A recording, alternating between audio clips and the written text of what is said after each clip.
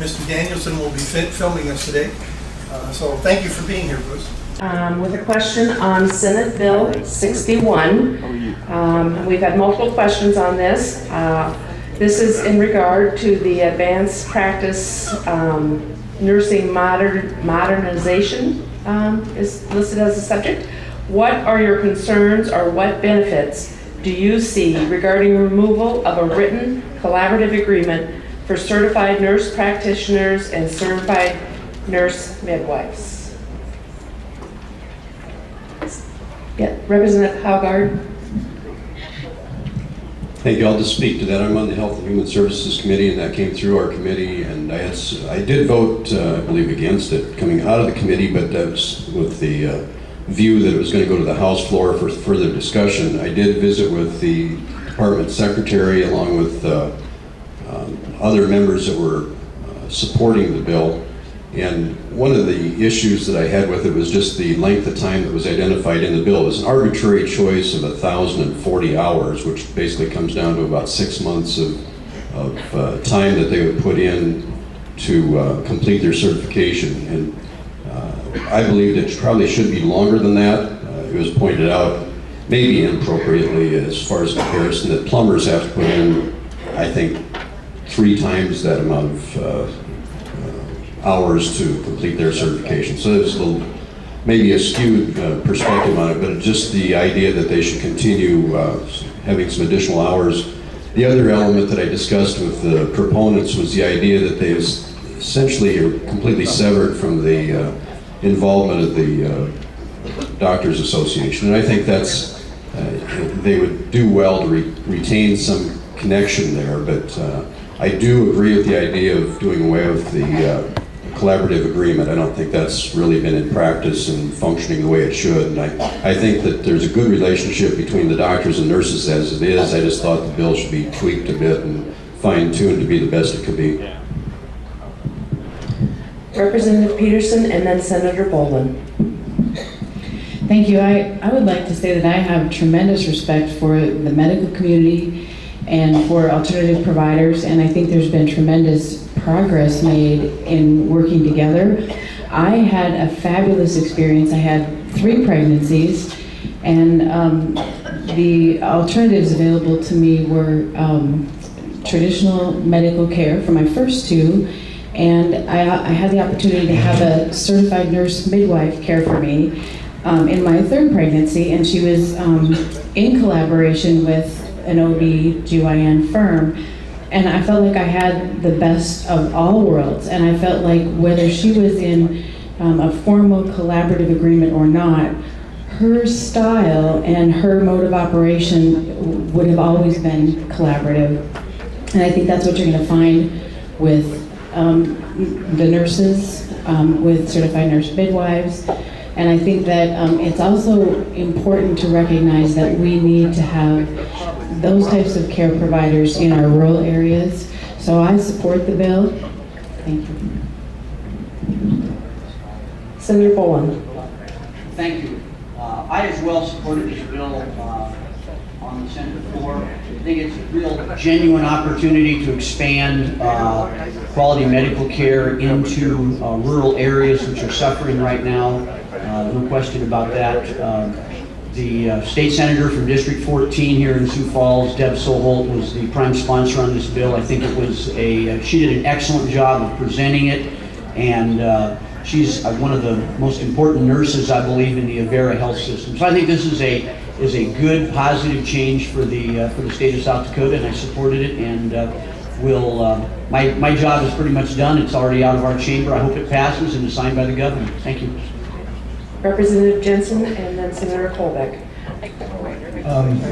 When I first saw this bill, I was in favor, and I still am in favor. And one of the reasons, or 2 reasons, I guess, I have a lot of friends that are nurses, and I contacted all of the ones that I could think of here in Sioux Falls and all the way down in my district, and every one of them felt the same way. Because sometimes what we forget, living in a larger community or a larger area here on the east side of the state, is how difficult it is to find health care and find nurses and get people to actually live in some of these smaller West River towns and even up in the northeast part of eastern South Dakota, or the northwestern part.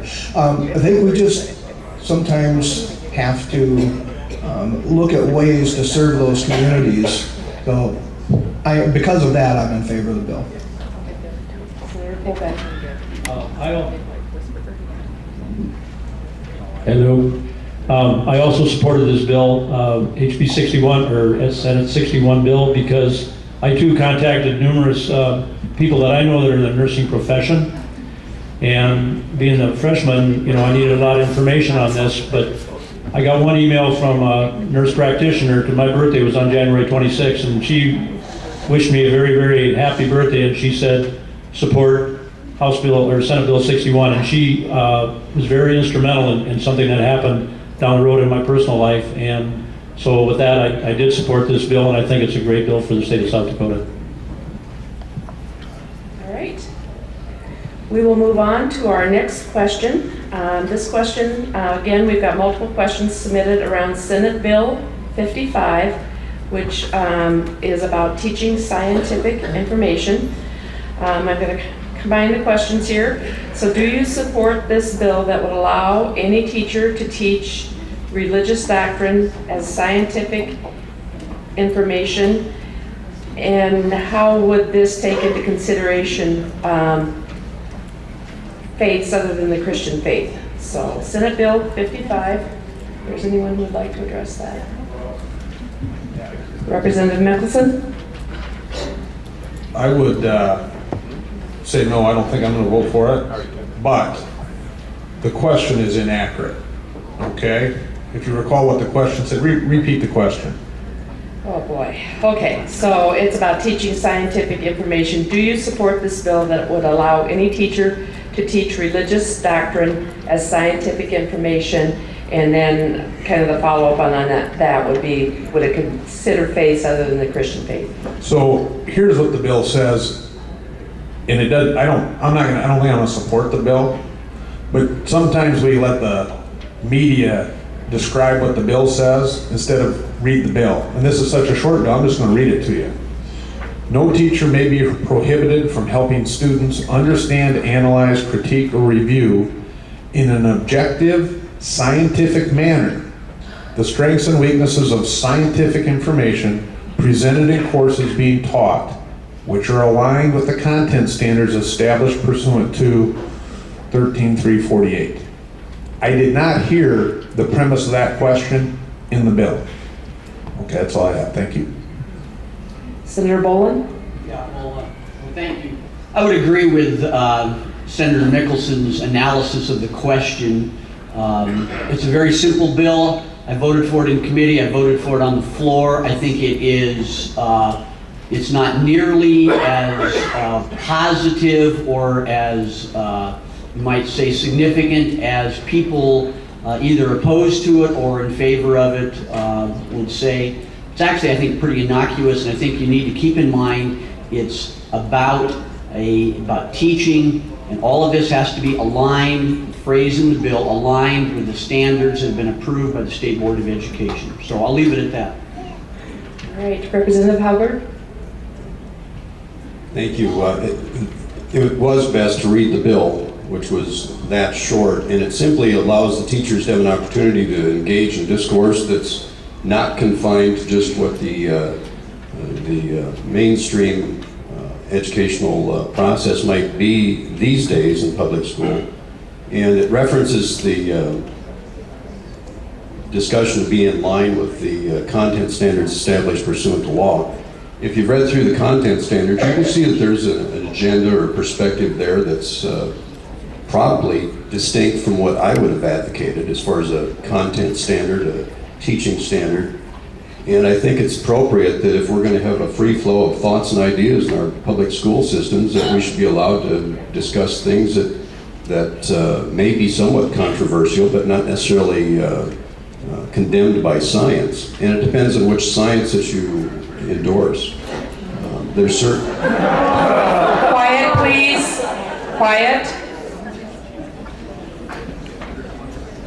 And I'd be glad to engage in a long afternoon of discourse in regard to the models that are presented in some of the scientific classes, but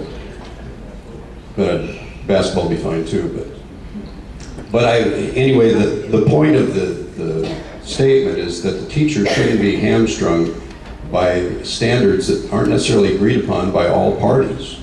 And I think there's a viable discussion to be had, so I'd be glad to discuss that further with anyone. Thank you.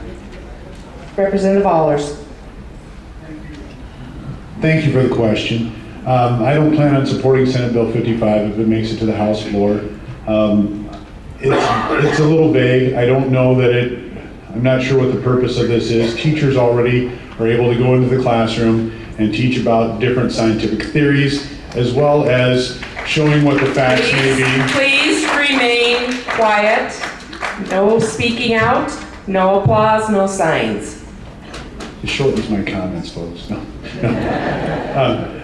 Basically, the teachers have the ability to present the opposition, both sides of every argument, and then support whatever they're teaching with the facts that are before us, the facts that we know, and the facts that we can prove.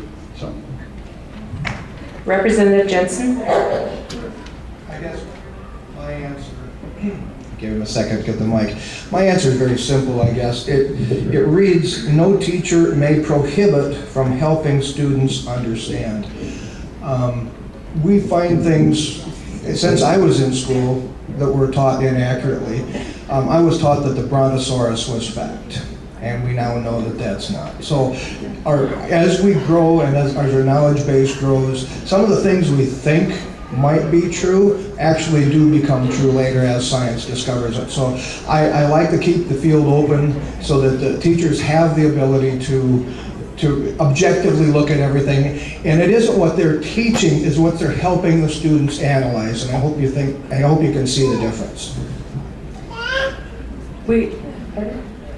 Senator Colbeck. I supported this bill in the Senate, and I'm going to just give you the reason why I did, because many people want to know. I'm very passionate about our future leaders of the state of South Dakota, and especially in the city of Sioux Falls. I'm very concerned that I had 3 children graduate out of the Sioux Falls School District, and they're very successful, and the Sioux Falls School District did a tremendous job. But while they were attending school here, they came home with many ideas, and some of those were science ideas. And I just felt that if they were not able to, in the system, to talk about their science ideas, that maybe that this needed to be something that could help enhance the minds of our students and make them better leaders in the future.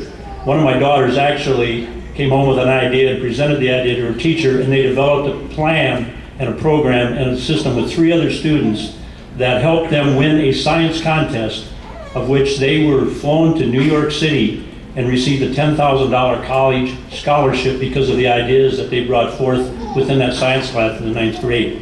So that was my reasoning. I thought a lot about them when I studied this bill, and that was my reason for supporting it. Thank you. Again, we do ask that you refrain from commenting and interrupting. We have many questions that are coming forward. Our ability to get through more of them is by having your cooperation. And so with that, we are going to move on to another issue that probably I think is going to stir a lot of folks up. And again, please be respectful from the audience. So we are going to move on to questions about some of the ethics related measures that have come forward. I'm going to start with House Bill 1074. We've had multiple questions on 1074, which is funds for ballot measures. Again, multiple questions on this. So I'm just going to the questions that are coming in are on both sides. Do you support limiting donations from interests from out of state? And why not limit them to a fixed amount instead of a percentage? And does this somehow limit the ability of grassroots organizations from other areas to help out in South Dakota? So House Bill 1074. Representative Mickelson. House Bill 1074 takes on a concept that is, would limit out-of-state contributions to ballot initiatives to no more than 40% of the total, okay? So no, it doesn't limit grassroots from out of state. They're welcome to come in and work at the grassroots level, but it would limit the moneyed interests. I'll give you two examples from the ballot last fall. The first was, and both of them were constitutional amendments. The first was, and this would not affect the first one, you might have been familiar with the term called Marcy's Law, and it amended our state's constitution to establish victim rights. And the state's attorneys and the county commissioners are quite concerned about how to comply and the cost of compliance and all of those things. That was paid for by a billionaire from California who's grieving over his sister's death that occurred 10 or 15 years ago. He spent a couple $1 million, he ran a Kelsey Grammer ad, and it passed.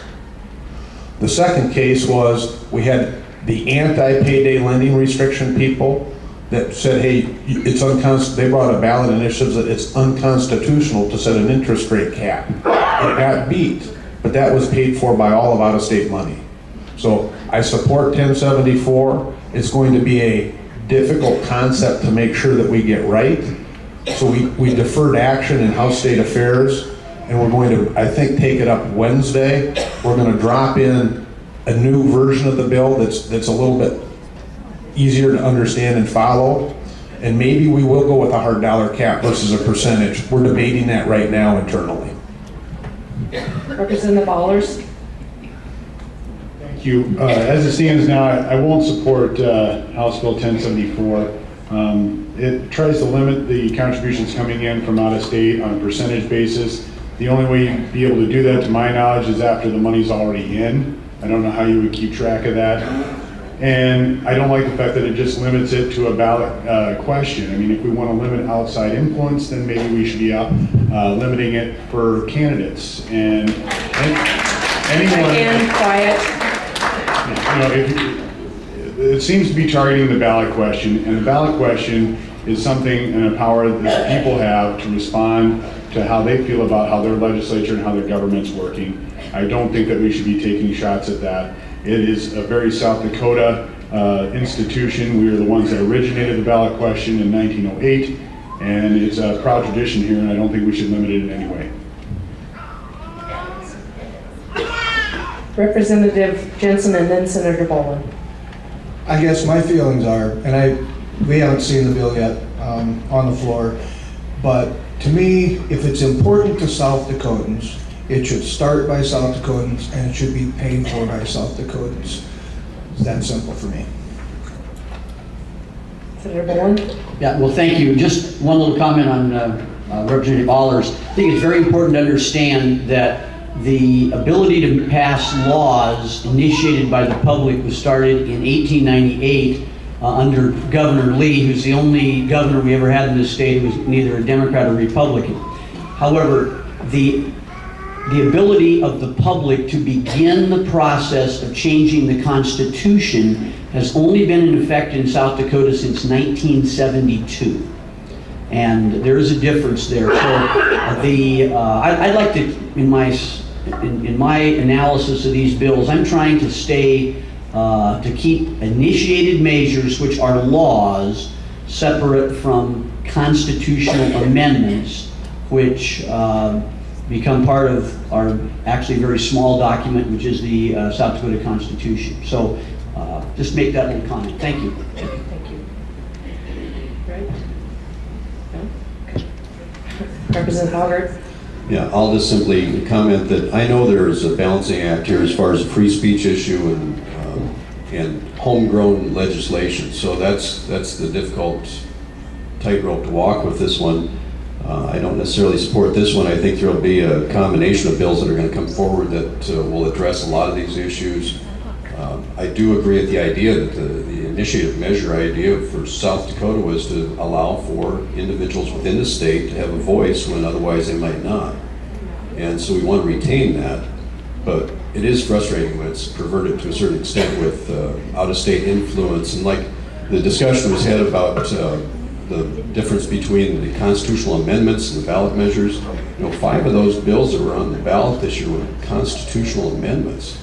And those are dramatic changes. And it's one thing if it's a few words and you can understand it clearly, but when it's pages or it's a lengthy document, those become part of the very Constitution of the state. And the Constitution really is quite long. It takes a long time to read through it, and to change it with those kinds of votes of yay or nay is a little bit difficult because there's oftentimes words that should be parsed and addressed, but really can't do that on the ballot. So those are issues to address, but again, the free speech balanced with the idea that this is supposed to be a home-based initiative measure. All right. We are moving on to a couple of other bills that I've got a number of questions on. Again, Senate Bill 53, House Bill 1076. It appears they both relate to the Ethics Commission, and how does this differ from what was brought forward in IM 22, and do you support this? So Senate Bill 53, House Bill 1076. People a minute to look those two up. Representative Allers. Thank you. Senate Bill 53 comes from the Secretary of State's office. I believe on Monday we'll be seeing a new version of that. The Secretary of State had to go through and redo the language because her language in that bill originally reflected the language in Initiated Measure 22. So we'll get a better look at that on Monday to see. I'm hoping that the Secretary is respecting the will of the voters and that the language and the limits reflect that of Initiated Measure 22. With respect to House Bill 1076, this is an excellent piece of legislation. One of our representatives from Sioux Falls here has done a tremendous amount of work on this bill, has worked in a bipartisan manner. If you look at the bill, you'll see Republicans and Democrats, leadership on both sides. She's worked very closely with the Attorney General, and she's worked very closely with the Secretary of State. And I hope that all of you have an opportunity to take a look at this, because I think this will accomplish a lot of what people were hoping for in Initiated Measure 22. Representative Mickelson. Thank you, Betty. This has kind of become the issue of this session, and there's a number of these. 1076 was brought by Representative Karen Soley. She's a retired Lutheran pastor from the North End here. And she's got a lot of really good ideas in that bill, and I did sign on in support of it. We're working through some of the issues to make sure that we can try to get it right. Unlike the proposal that was in IM 22, she worked pretty carefully to make sure that her proposal was constitutional and it's attached to an agency, so this new accountability board would be established in the Attorney General's office. I support a lot of the concepts in 1053, which is the Secretary of State's bill on campaign finance, but I do think there are going to be some changes that are needed to that. It's pretty clear that we need to give the Secretary of State more authority to investigate and levy fines, civil fines, and then make the referral process from her office, which she's in charge of elections. It's her job to enforce campaign finance laws civilly. And if there's been a crime committed, she needs to refer that over to law enforcement. And so that's a little bit unclear now, and so I think Senate Bill 53 will be the vehicle through which we clarify a lot of that stuff. Thank you. Representative Peterson. Thank you. I signed on to a different bill that was brought by, it's prime sponsored by Representative Roden from Union Center, but similar to the things done in this bill. And I look forward to the opportunity for all of the ideas in several of these bills to be brought together. And I think we can take the best of all of them and try to come up with something that the people really want. and that does pass constitutional muster. So I think it's been a terrific bipartisan effort, as you'll see on this bill and other bills. So I think it's a good example of the process working. Representative Halgert? Thank you. As far as these bills, I hope that there's something that becomes better fine-tuned in the next couple of weeks as far as a compilation of bills. But I sometimes think with this we're trying to reinvent the wheel as well. There's already in place mechanisms that can be used by anyone to get to the heart of some of these issues. And the big issues that came out that drove this conversation was the Europe and also the EB5. And those things were being squeezed to a conclusion by the auditors that were involved at the time. One of the discussions we've had is that there's probably a need for some additional auditors on staff to get to the heart of these issues a little faster and maybe have more regular audits than what are presently scheduled. So I think that's one of the issues, but there's already the Government Operations and Audit Committee that people can contact if need be, or the Legislative Research Council, or the DCI. So there are mechanisms in place to address these things. I think that we need to not necessarily reinvent the wheel, but to use what's there, and then also probably increase the number of auditors so we can actually get audits done more timely. That would have brought those two big issues to a conclusion much more quickly. All right, Representative Jensen. Hopefully, most of my answers are always pretty brief because I always try to break things down to the simplest things if I can. One of my concerns is I think somehow in here we need to have protections on any kind of an ethics board where someone cannot file an ethics complaint 2 weeks before an election and then have that person run through the mud, and then a week after the election, well, there was really no charges. I think we have to be really careful that this cannot be used as an election tool. All right, we're going to move on to a new topic. There are several bills in this legislative session dealing with guns and permitting, etc. We have a number of questions submitted on Senate Bill 144. Senate Bill 144. What is your position on guns in the legislature? Senate Bill 144.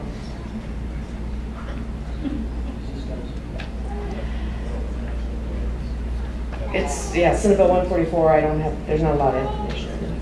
You want to start with that, Representative Pischke? Yeah, I can touch on that. The way I understand Senate Bill 144, it's basically a constitutional carry bill aimed at if you're a member of the National Guard or of the Armed Forces, you can carry your firearm without a permit. I believe I signed on to this bill. Looking here, yep. And I guess I feel like our members of our National Guard have been trained on firearm safety, and there's no reason that they should have to be regulated and say that the government can watch them and if they have a permit or not. So I like the bill. Representative Mickelson? I am a strong believer in the Second Amendment. We've got 4 generations of firearms that we own. We're avid hunters. Member of the NRA. Went down and applied. I used to have a concealed weapon permit, don't anymore, but went down and applied yesterday to see how that process works. We as a people tend to believe in the Second Amendment. As a result, we have a very low barrier to a concealed weapon permit. It costs you $10 and it lasts for 5 years. People I tend to listen to on this issue is the sheriff. I talked to Mike Milstead about this. There's some benefit in having folks go get a concealed weapon permit. They reject about 4% of them because they're a violent criminal, they've got an outstanding warrant, they're a convicted felon, they've been declared mentally unstable. And so I actually support the current concealed weapon permit requirements in this state. And I don't anticipate supporting the bills that repeal the requirement to get them. Senator Boland? I'll just comment very briefly. pretty much agree with Representative Mickelson. I'm an NRA member. Every bill gets evaluated closely.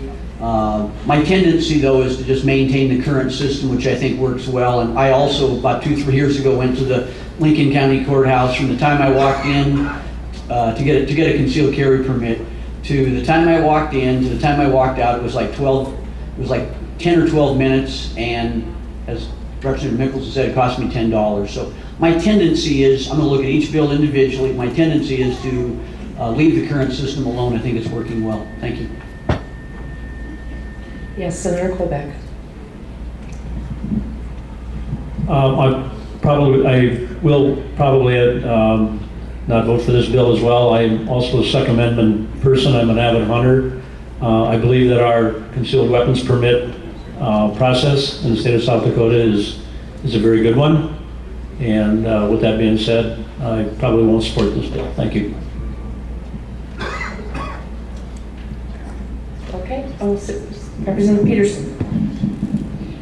I'm not afraid of having service members carry a concealed weapon. In fact, that gives me some sense of security. I'm endorsed by the NRA, and I'm a Second Amendment supporter, and I have a concealed carry permit myself. Senator Jensen, or Representative Jensen, sorry. I guess I jump in on everyone, but and I'll slow down pretty soon. This specifically refers to service members only. So it's members of the armed forces. And you have to remember that a lot of those people come here from other states and they're stationed here. So if you're stationed at Ellsworth or anywhere else in the state, if you're a service member but a non-resident, you cannot get a permit in South Dakota. I don't care how simple the process is, they can't get one. And to me, if you're a service member serving your country here, and you just happen to be from Nebraska, I find it, I think that it would be beneficial for us to allow those service members. So because this is a service member only bill, I would be in support of it. All right.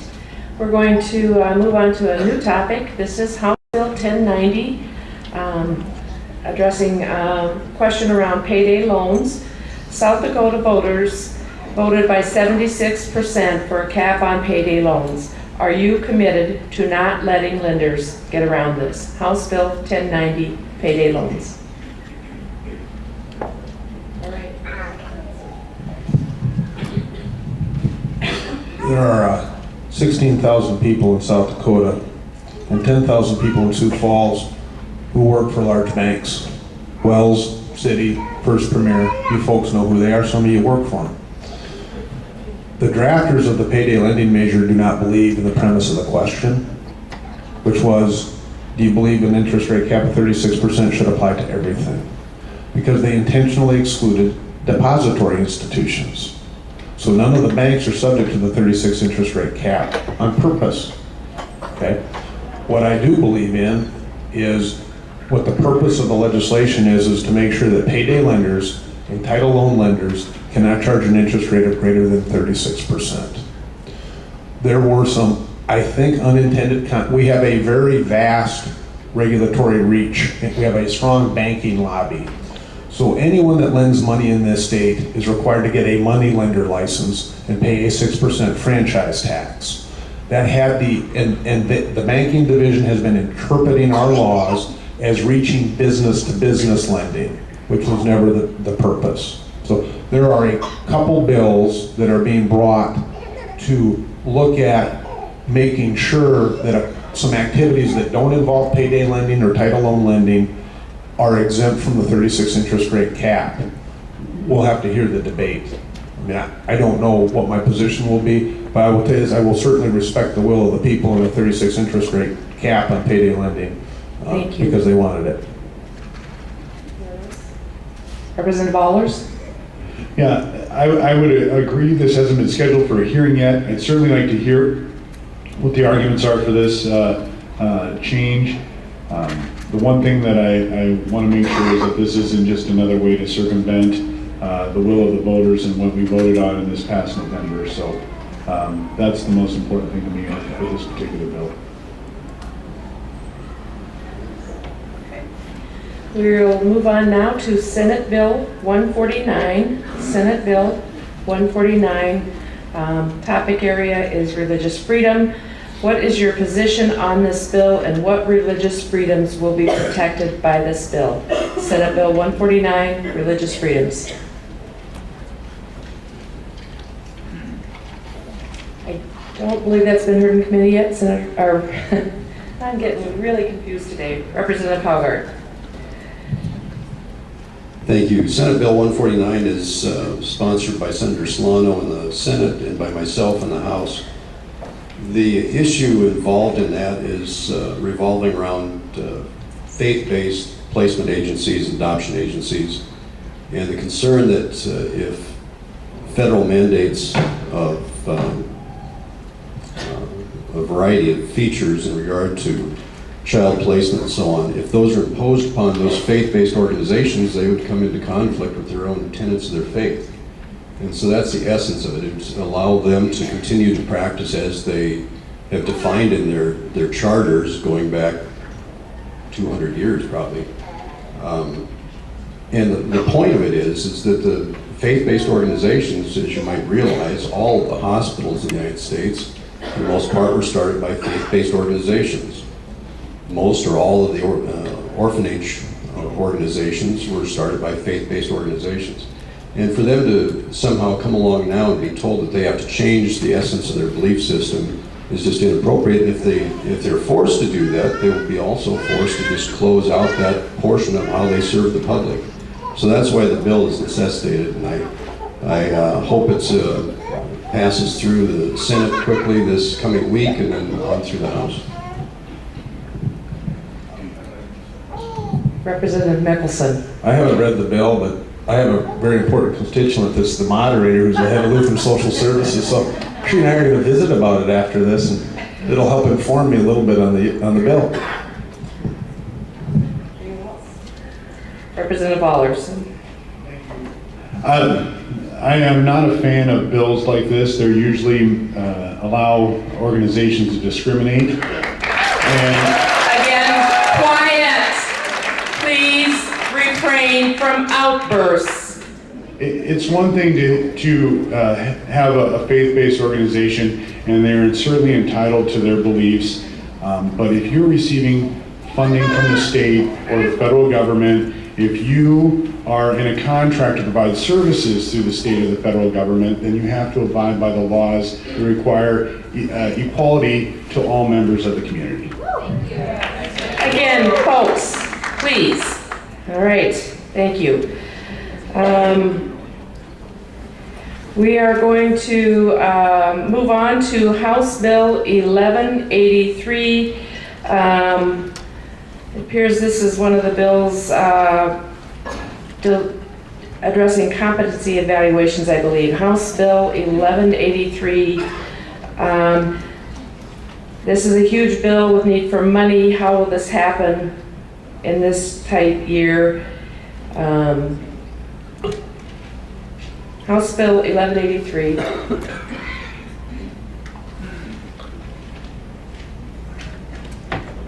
On that, it may not have been heard yet. Representative Howgard. Yeah, it's a long bill, so there are a lot of new sections to address, but the point of the bill is to try to get some control over how our mental health system functions in regard to the criminal justice system as well. So I think we're in a serious situation as far as delivering those services and then also delivering assessment of the need for those services. The criminal justice system obviously is, I think, becoming hamstrung by some of these ideas and issues of how we practice law in the past. And to try to set someone into a position of being properly evaluated and then preparing that situation for a trial or resolution of the case is very cumbersome right now because of the demands, plus the dearth of people that are going into the field of psychiatry. So you've got that mixed problem. I'll just mention that I've been on the Board of Mental Illness for Minnehaha County for upwards of 25 years, and our load of cases that have come through have nearly gone tenfold in those years. So there's a dramatic change, and we need to address it. I think if we can do something to streamline the process, that's going to be beneficial. Anyone else on that? Representative Allers? Sorry I'm talking so much, folks, and I'm the only Democrat here, and so I feel like I have to represent every once in a while, but this is actually, I think, in many ways, this could be a bipartisan bill. I'm unsure why it's in judiciary since it makes an appropriation, so I'm sure at some point it'll be in my committee. I'm certainly interested in looking at this. This is an important issue. Mental illness is an underserved area in our state, and I think that we need to make a conscious effort to recognize it and to try and serve that segment of our population better. So I'll be interested to hear what the testimony and what the actual intent of this bill is. We will move on. Obviously have lots and lots of questions here yet. I'm trying to pick out those so we don't just focus on those that we have tons of topics to cover. So we have kind of a different topic area, House Bill 1079. Why should the landlord have to pay a city utility bill to avoid a lien? Because the renter failed to pay. House Bill 1079. I have a different topic area. We have not seen it yet. All right, Representative Mickelson, thank you. No, I've just gotten a few emails on it. We haven't heard it yet, but no, I don't think they should. So I'm not sure it's a bill that should be coming along.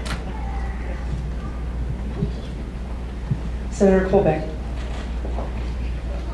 I've received numerous emails on this too as well, and I believe renters, they collect a deposit fee, they check out the renters that have left their establishment, their rental property, and make sure that the bills have been paid. I know there are circumstances where somebody might just pack up and move out, but I think in most parts, I think the renters or the people that rent do a pretty good job of making sure that those bills are paid, and I probably will hear some more testimony on this bill, and we'll take a serious look at 1079. Thank you. Representative Hubbard.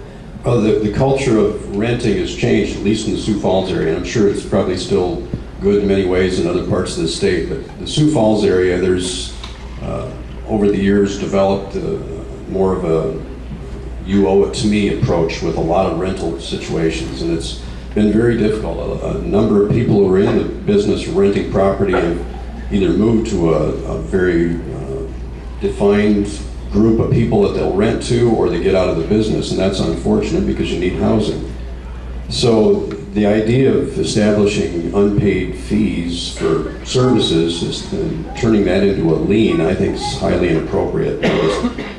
I don't expect this bill to make it through. I think that we do need some additional protections both for tenants and landlords, but my observation is that tenants oftentimes in this particular area sometimes become well-versed in how they can hold on to the last minute in a tenancy situation and not pay for the rents that they owe for as many as 3 or 4 months, because the process gets drug out for such a long time. So I think that it needs to be streamlined, but still respecting the idea of the traditional ideas of landlord-tenant. So I just don't think it's going to make it through.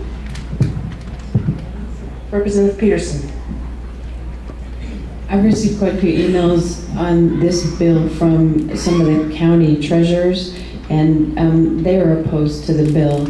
So I would like to visit with them a little bit more about that, and also some property owners. But on initial look, it doesn't look to me like property owners, especially landlords, should be held responsible for tenant bills. We're going to move on to House Bill 1133. House Bill 1133 appears to be addressing dyslexia and requiring school districts to adopt dyslexia plans.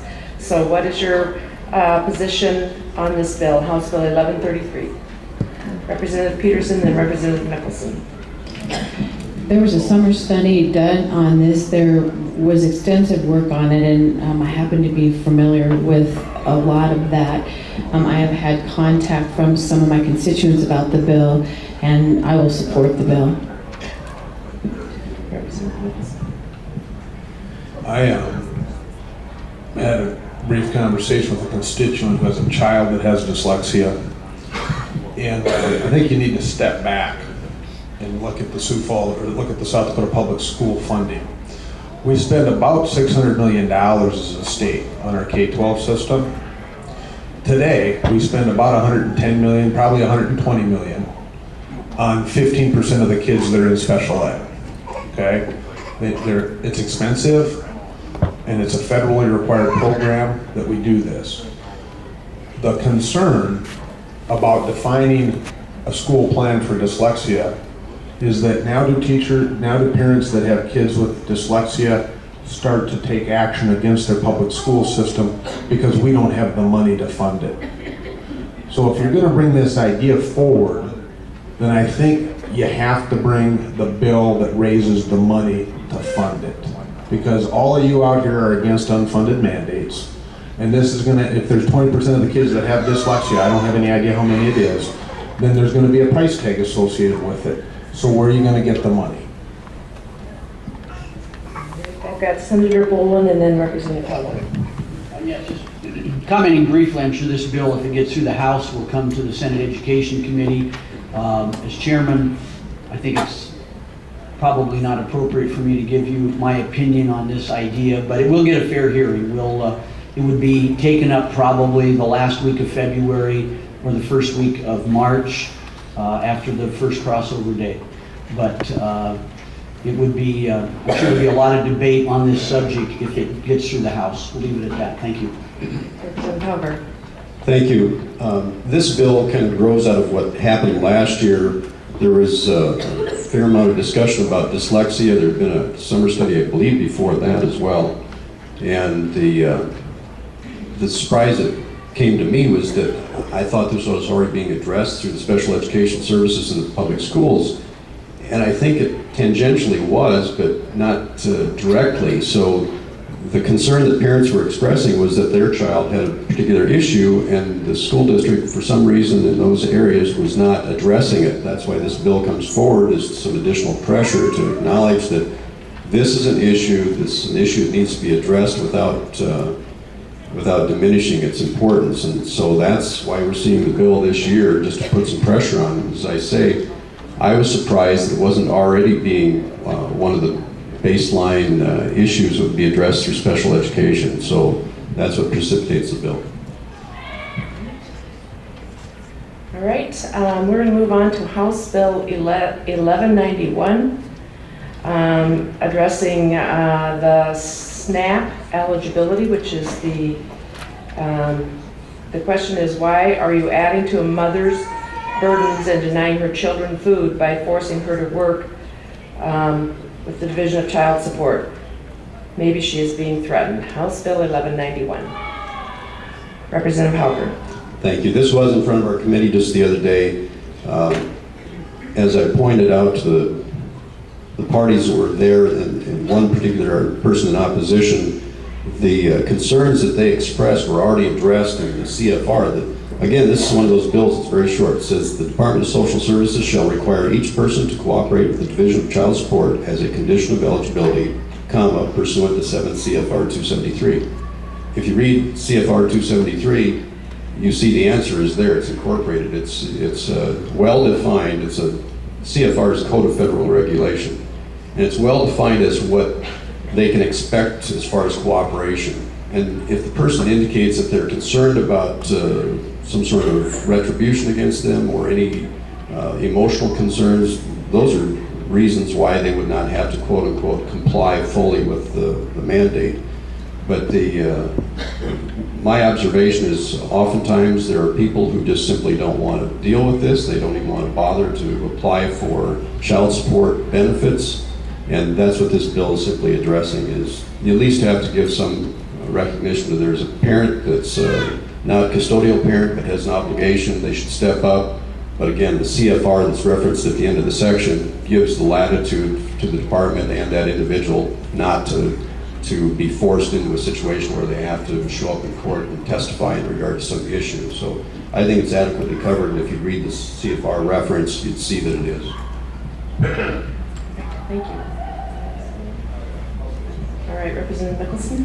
So the SNAP program is food stamps. That's the new term for food stamps. And so that's income-based and is awarded to families based on how many family members, and they get it as just to help support food in their family. And this bill just says, I think what the bill's doing, it's been out of committee 12-0. We're going to hear it on the House floor. And it looks to me like what the bill does is you have to verify income to determine eligibility. So there are, probably several hundred people that work for state government that verify people's income that apply for programs. Food stamps is one of about 13 of them, okay? And what this bill says is one of the sources of income is child support payments.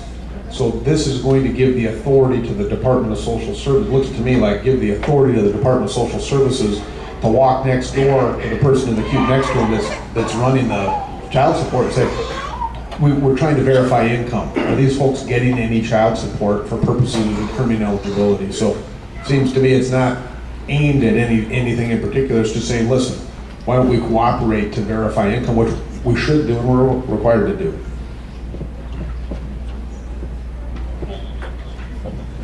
All right, we will move on, and I'm going to do a disclaimer right up front so Representative Mickelson doesn't call me out on this again. We've had multiple questions on Senate Bill 124, which is addressing refugee services, which is a program, again, related to Lutheran social services. And then Senate Concurrent Resolution 7, which is more specific to Muslim community. And so the questions are to explain the purpose of the bill and why it is necessary, and what are the concerns about Muslims, or what are the concerns about refugees. So those are the questions regarding Senate Concurrent Resolution 7, Senate Bill 124. Senator Boland. Thank you. I really haven't looked at Senate Bill 24. I have looked at the Senate Joint Resolution, or Senate Concurrent Resolution, I believe, number 7. I'm not supporting that. Will probably come to my committee and the committee I'm on, and I'm not going to support that. I think there are some real questions about the whole refugee situation in the United States. I think there's some questions. It's been in the news. We've had all kinds of situations across the country in regards to people's ideas about this. But I think this resolution itself is somewhat provocative, and so I think there's an issue with this whole question, but the resolution itself, I'm likely not to support it. Representative Halbert. Thank you.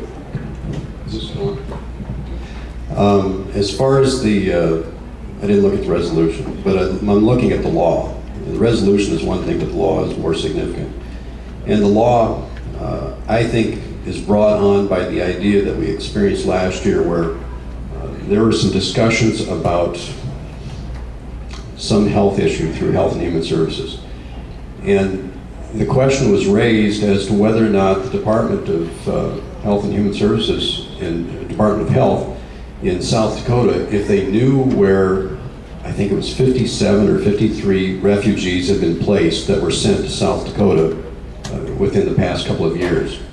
And that was just through a federal dictate. And the department had no idea where those people were. And I think what we're talking about was immunizations or something that provoked the question. The department had no idea where those people were, whether they'd been checked out physically, had immunizations, had any issues at all.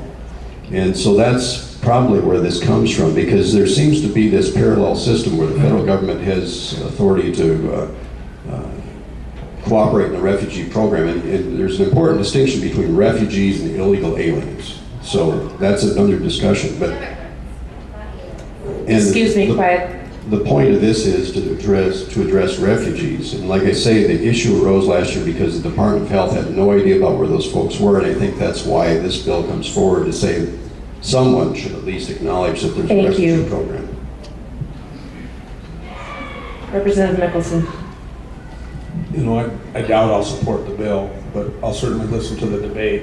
And I do think this, when I think about immigrants, is we all came here from somewhere else. And what we want to make sure is the people that we're welcoming to this country, to the extent they can, they got a good work ethic, they've got values that are similar to ours, and they're coming here because they want to chase the American dream. Okay? Intact family units, literacy are important, that they either have them or that they acquire them. Because we need them to be productive members of our society.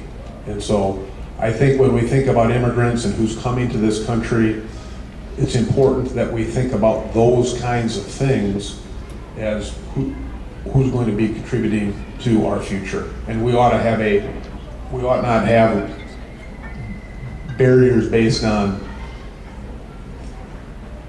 political biases. Got Representative Allers and then Representative Jensen.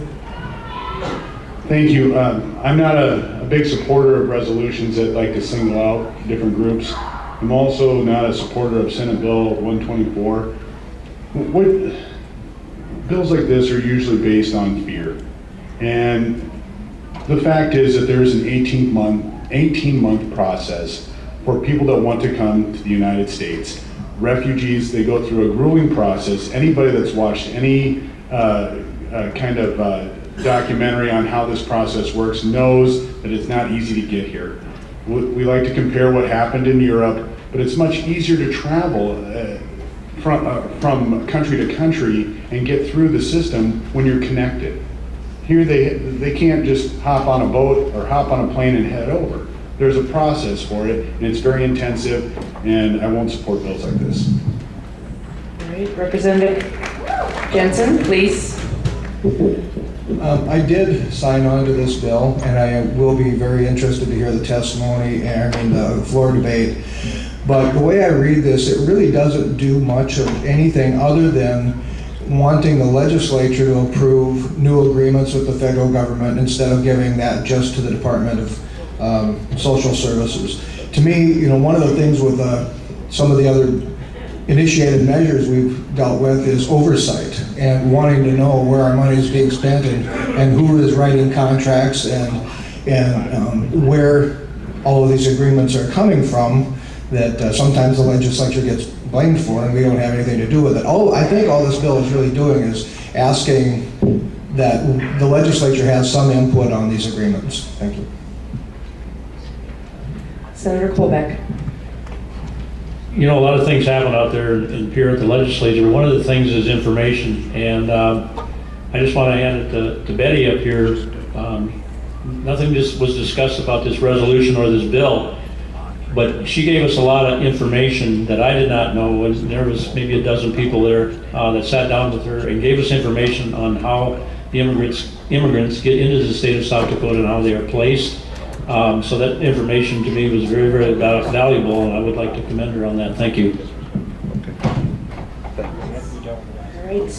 All right. We will move on to House Bill 1058.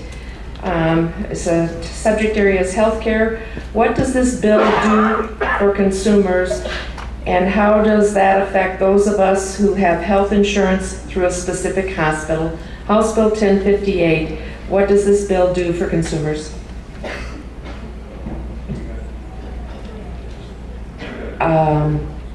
There's a question on the status of the bill. Did you say that it's 41st day? Yeah, it got billed 15 on committee. So it is no longer in play. That bill has been disposed of. So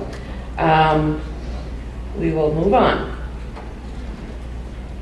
We've got, I'm going to go back to a topic area we've touched on a little bit.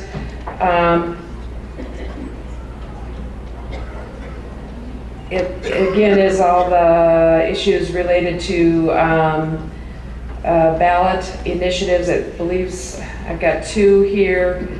A little trouble with, I believe, Senate Bill 12 or Senate Bill Joint Resolution 2. I'm not sure. And House Bill 1141 both appear to be dealing with ballot issues Senator Boland, thank you. Well, I'm the author of the person who initiated Senate Joint Resolution number 2. Okay. And it will be heard on Monday in the local government committee. This is a proposed amendment to the Constitution that would make 2 changes in how constitutional amendments can come, are dealt with. It has nothing to do with initiated measures, nothing. It's strictly about constitutional amendments. The first aspect is that it will require a 2/3 vote of the legislature to put a constitutional amendment on the ballot. Currently, it's a simple majority of the legislature. I've thought for many years that's too easy of a process. We should require a higher standard for the legislature to put a constitutional amendment on the ballot. The second, it makes no change in ballot access. So first of all, it binds the legislature to some degree. Secondly, it makes no change in ballot access and as to the public's ability to begin the process of a constitutional amendment. But thirdly, it does require for any constitutional amendment to be passed, not initiated measures now, only constitutional amendments, it would require a 60% majority vote of the public. So there's 2 changes that are made. First, it binds the legislature to a higher standard rather than a simple majority. It's a 2/3 majority to put it on the ballot, and to pass any constitutional amendment, it's a 60% vote Thank you, of the Senator public. Boland. Leave it. Thank you. Anyone else? Representative Mickelson. Yeah, first I heard about Senator Boland's idea, but I like it. I mean, I'm looking forward to hearing more about it. And 1141 was the other question, was we're going to form a task force to look at the ballot initiative process. So there have been a lot of ideas this session about increasing, doing what we can to increase the public's understanding of what they're voting on. Additional disclosures, doing away with the pro-con statements which the Secretary of State really has no control over, putting fiscal notes if there's a cost on them. Those kinds of things seem to be relatively unobjectionable for the most part, because all they're doing is increasing the understanding of the voter. There are some other ideas that are more controversial that have been dying this legislative session. And 1141 says, for those ideas that either weren't ready or we want to wait on, should we form a task force and look at improving the ballot initiative process? And so I think we're going to hear it at State Affairs on Monday in the House, and I suspect I'll support that idea. All right, Representative Jensen. I want you to keep in mind that this is for constitutional amendments only.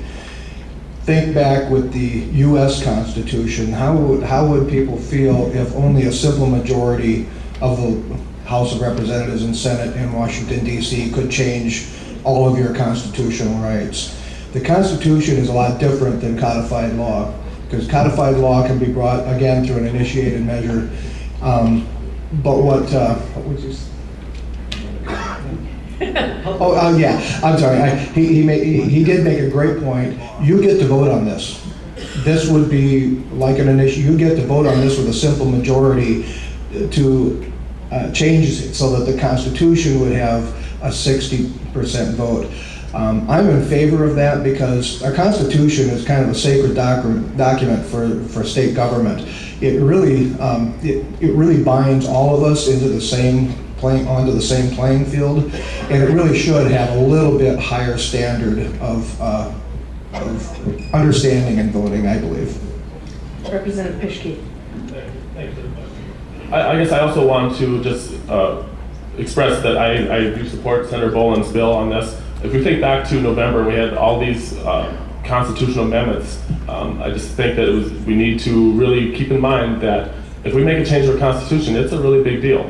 So making these stronger restrictions, I think, is higher standards to make those changes is a good thing. So I just wanted to make sure I'm on the record on that. Representative Allers. Well, for those of you that don't know, I majored in government international relations at Augustana. So the government major in me sees the merit of making this a little more difficult to change our constitution. My reservations with these bills that are coming through this year is that they're in the backdrop of a history of the legislature changing what the people have voted on. So even though this doesn't pertain to ballot measures, it does make it more difficult for constitutional changes. And I'm wrestling with it. I'm undecided at this point, but I really think that our history as legislators, it has been poor as of recent when it comes to minimum wage. We voted, they said, no, that's not what you meant, this is what you meant, and we say no again. Item 22, we vote, they said, no, that's not what you meant. So it's hard for me right now, I'm wrestling with this. And please, refrain, stop. But I do agree with them, there probably should be a higher bar for constitutional changes. All right, next question deals with funding or appropriation. And in regard to education funding, is a 1% increase in education funding all that our state can afford this year? Education funding. Got Senator Allers and then Representative Mickelson. Or Representative Allers, you've changed spots on me? I confuse a lot of people that way. Yeah. So we'll know a little more tomorrow night. There'll be a small group of us in leadership and appropriations that meet with the governor. We'll be looking at this year's revenues as well as talking about FY18. It's a tough question to answer. It doesn't look like there's more money there. We're going to struggle by the numbers that I've seen so far to make sure that we're keeping up with the obligations that we've already committed to education. Is 1% enough? No, because if we don't find a way to keep up our maintenance of effort, we will be back where we were a year ago, 5 years from now, and we'll be looking at trying to figure out how we're going to pay for that. We do need to make a concerted effort today to have a plan, informal plan, to be able to keep up with these demands and to be able to keep up with the states around us. Representative Mickelson. The state's main source of revenue is the state sales tax. And our state sales tax collections year to date are down 2%. So we got about 2% less revenue to work with. And so you're not going to be able to make more money up here out of a sales tax decline. Probably same thing Representative Allers said. So pretty strong supporter and proponent of K-12 funding. Have been, was a big supporter early in my legislative career on the ELS, or English as a Second Language funding formula, which is worth a couple $1 million to the Sioux Falls School District. And last year I did support the tax increase, and so, but we're not going to give money to when we don't have it. Thank you. All right, Senator Boland. Well, thank you. Everybody needs to recognize that, and I'm a retired school teacher. I taught school for 32 years, almost all of those years in the great state of South Dakota. We would, I think every person up here would like to appropriate more money for education. I, along with Representative Mickelson, voted for the tax increase last year, but we cannot spend money that we do not have. And if, you know, in commenting briefly on Representative Allers' comment, every other state that surrounds South Dakota has an income tax to one degree or another. If you want more money for education and for social services, there's going to have to be some type of a tax increase of some sort to provide that, because we can't spend money we don't have. Thank you. Representative Jensen. Just real quickly,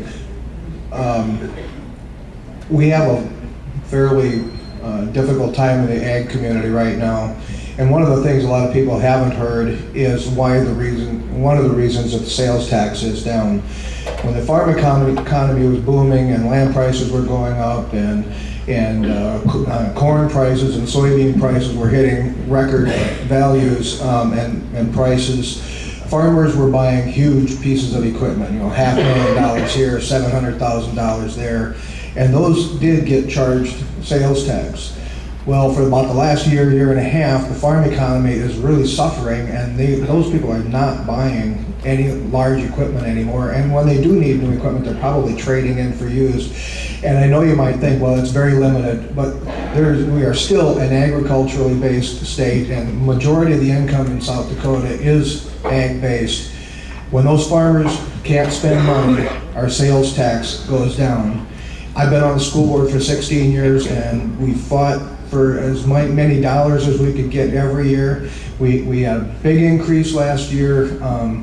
It just might not be there this year, because if we're going to add money, that we don't have to education, another department, somebody else it's going to have to come away, because we have to balance the budget. It's that simple. We have to balance the budget. So whatever we add in one place, we have to take away from another. I'm not on appropriations, and I do not envy them.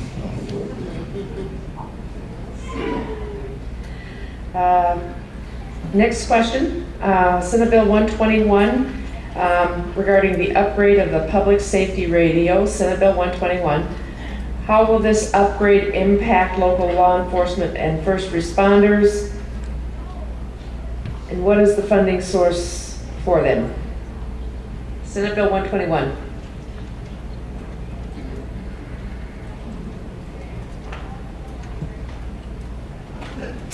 Representative Peterson. We did hear this in appropriations, and we're still looking for the comprehensive funding plan for many things. The Bureau of Information and Telecommunications has presented a plan, and this upgrade has come sooner than we had anticipated. They were on a contract that they didn't think ran out for another year or so. So it was apparently a surprise to them, and it was even more of a surprise to us. But some of these upgrades are going to have to be made. So it's going into the general pot and looking at what we can do in conjunction with what the other needs are. Anyone else on that? All right, Representative Jensen.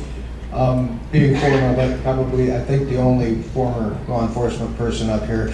What's happening is when you have an incident, a tornado or whatever, the first responders show up, the firefighters show up, and other agencies and other departments show up from all over, and a lot of them can't talk to each other, and we've been trying to work on that for a number of years. And I will add, I'm a first-year legislature, so when I say we, I mean the legislature has, as a body, has been working on these issues. And there are certain areas in the state already, we call them kind of dead zones, or radio-free zones, because there is either no communication available from the radio, or in those areas they haven't been able to upgrade their equipment, so those different units of community and law enforcement can't talk to each other.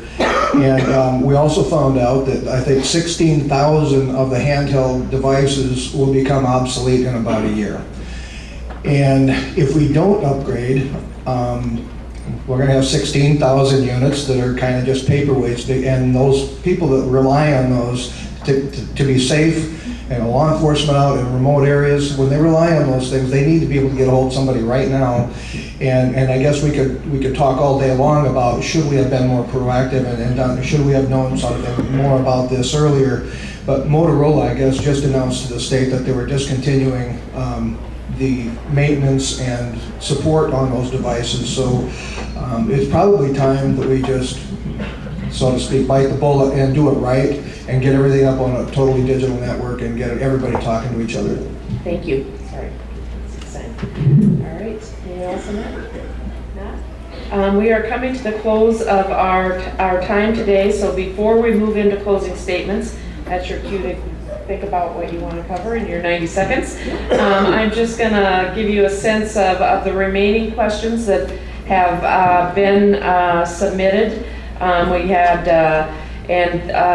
Senate Bill 140, CPR in school, question on conflict of interest, Senate Bill 27, House Bill 1128, review of initiated measures, House Bill 1130, and several of them that listed a long list of bill numbers related to IM 22 and the replacement pieces related to that.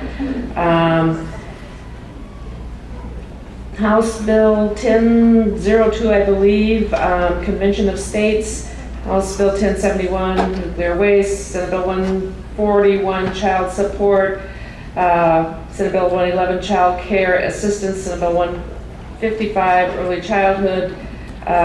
Senate Bill 1101 appears to be on the topic of abortion, as is 1189 and two on 1189. Senate Bill is 115, transgender bathroom bill that was withdrawn. Senate Bill 166, payday lending again. House Bill 1120, which was dealing with breastfeeding. 1069, campaign finance. And again, a number of measures specific to IM 22, so we tried to cover some of the topics within the whole IM 22 repeal and replace. And with that, we are now going to move to closing statements. So remember, each legislator will have 90 seconds. They can speak to issues that were already presented today, or they can address a topic that was not covered. And so with that, we will begin closing statements on my far right. Representative Howard. Well, thank you very much. I certainly appreciate the sponsors today, the Chamber, the League of Women Voters, the other sponsors that are have tables in the back and have been indicated before. So that's very much appreciated. I would like to just reiterate the idea that even though this initiative measure is being addressed, it's still coming down to the next week or two to try to fine tune which bills will be the ones that will actually surface and survive and be placed into law this year. I suspect even if that happens, even with that, I think that there will probably be a summer study to address some additional issues, to make sure that nothing's being overlooked. So those are important issues. I did mention before that there are already mechanisms in place through the Government Operations and Audit Committee, the Legislative Research Council, the DCI. Those agencies exist and they serve a purpose, so the public should be aware of that. I would just like to express my appreciation to the audience today, and if anybody'd like to visit more about issues afterwards, be glad to. All these issues are important to somebody, and they're all issues that need a much broader hearing than just a matter of a minute and a half or so. So I appreciate your presence here today, and if you have questions, please either visit with me today or give me a call later. Thanks. Representative Peterson. Thank you. It's a pleasure to be here. Thank you for being here. I am grateful for the opportunity to serve the people of District 13 and the people of South Dakota. One thing that we have not heard much about today, if anything, and this is an issue in my district, and I don't want to really open up a new topic, but we do need to be watching and looking for, which we are, funding sources for our community support providers. They are the folks who care for some of the most vulnerable people in our community. 20 years ago or so, we, as a state, transferred people, started the process of, and it was a good thing, making the decision that people would be better served in communities as opposed to institutions. And we're making that transition. But the state's reimbursement of those folks, those agencies, who are basically subcontractors of the state, has fallen behind what it should be. So again, funding is tight, but there was a summer study done on that led by Representative Hunhoff, and they were able to kind of put some numbers to what the need is, and it's large, but we do need to keep that top of mind and be looking for funding sources for that as well. So I would welcome the opportunity to visit with any of you. My phone and email are all published, so thank you for being here. Representative Nicholson. Thank you, Betty, and thank you for all of you coming. Thanks for hosting this. It's nice for us to have a chance to interact with the constituents to see what the mood is, so I'll certainly hang around afterwards if anyone wants to visit. We get the big things right in South Dakota. We haven't really institutionalized the legislature. We're all citizens that have real jobs. You've elected us and pay us $6,000 to go out there for 9 weeks. And that's a very healthy form of government, especially in a state that only has 830 or 40,000 people. We've balanced the budget every year, and we'll leave here this session balancing the budget. There's a lot of states that have made promises to public employees and retirement plans and then don't fund them. That's not how we run South Dakota. We fully fund our retirement program in this state. And I will tell you, the most important legislation we've taken up this session was a series of 3 retirement laws. And they were bipartisan, and they ensured the long-term safety and soundness of the pension money and the pension plans. One bill I'll touch on, one measure in IM 22 was a gift ban. 1073 is a gift ban, does the same thing, it's just better written. $100 class 1 misdemeanor, that'll be on the House floor Monday, it'll pass, unanimous I suspect. So we are making progress. Last thing I'll mention, Senate Bill 65. We've been working at trying to free Southeast Tech and the technical institutes at the state level from the Board of Education at the state level. Thank you. That bill has passed the Senate. Thank you, Looks like it's going to pass the House. And Senator Peterson. Stop. Representative Peterson just said she yielded her unused time. Yeah. Oh. Thank you. We will move on to Senator Colbeck, and there is no yielding of time. If you know, I've got 45 seconds left, thank you. I just wanted to, yeah. I can use his mic.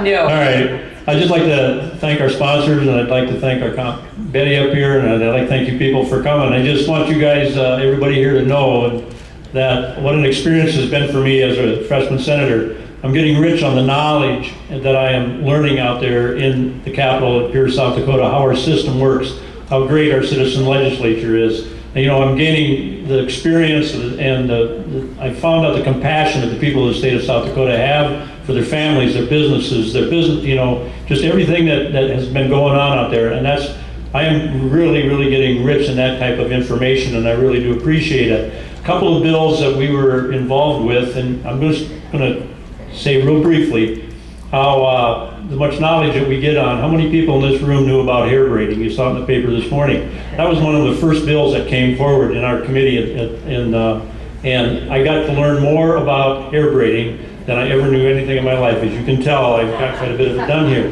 you know. But that's some of the knowledge we learned. Another one that we had in our committee, and I sponsored a bill, was powdered alcohol. We were able to get that through the committee, get it to the Senate floor, and get it passed. If you don't know about powdered alcohol, go research it. It's not a good thing.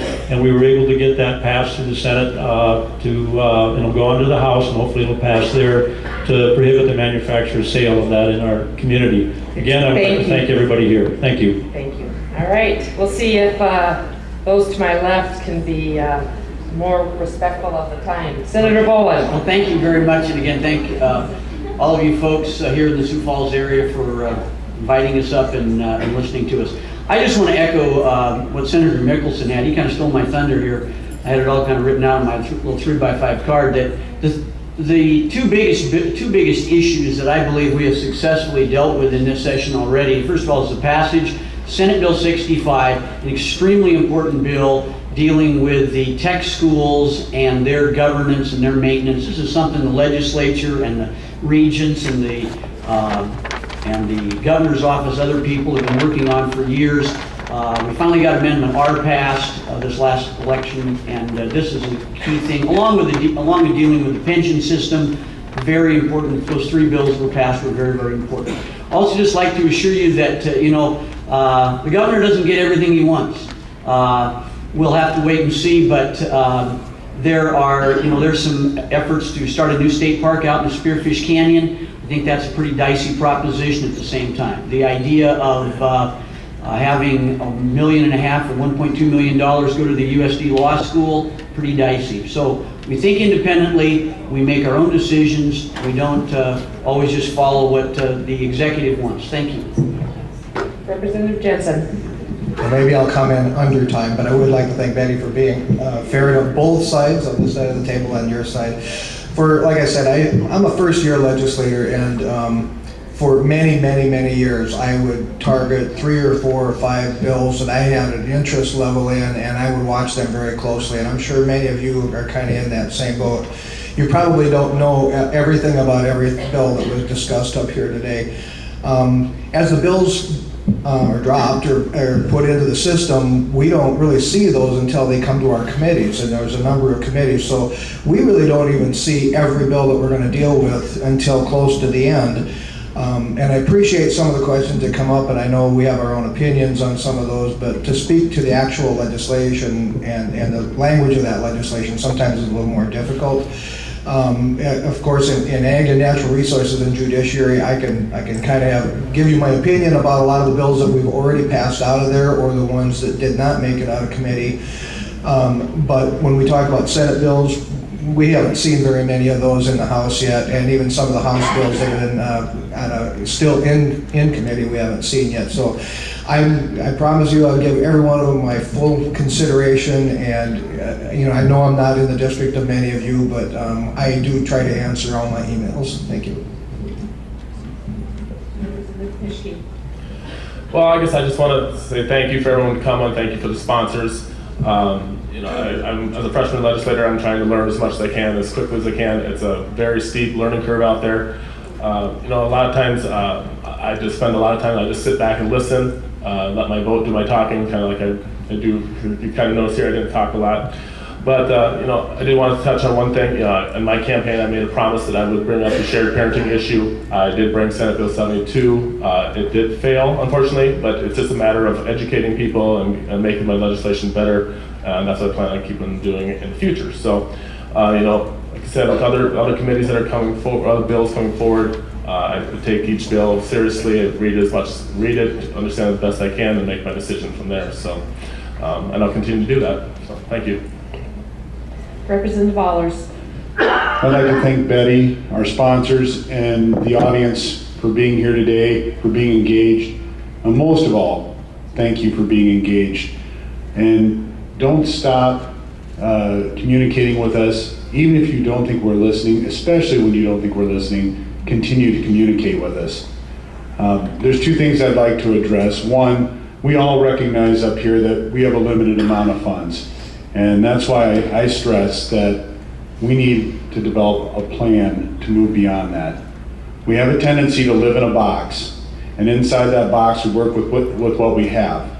But if we never move outside that box, we never see what's on the outside. We have opportunities here in South Dakota. We owe it to the people of South Dakota to look outside the box, to come up with solutions to the problems that we face. That's the only way that we will move beyond the crisis mode that we continue to operate in. Finally, IM22 is gone, but the efforts to listen to what you guys want from IM22 is still here, is still part of the process. Please stay engaged. Please pay attention to what's going on and stay on top of us. You deserve an ethical, representative government. Thank you. Thank you.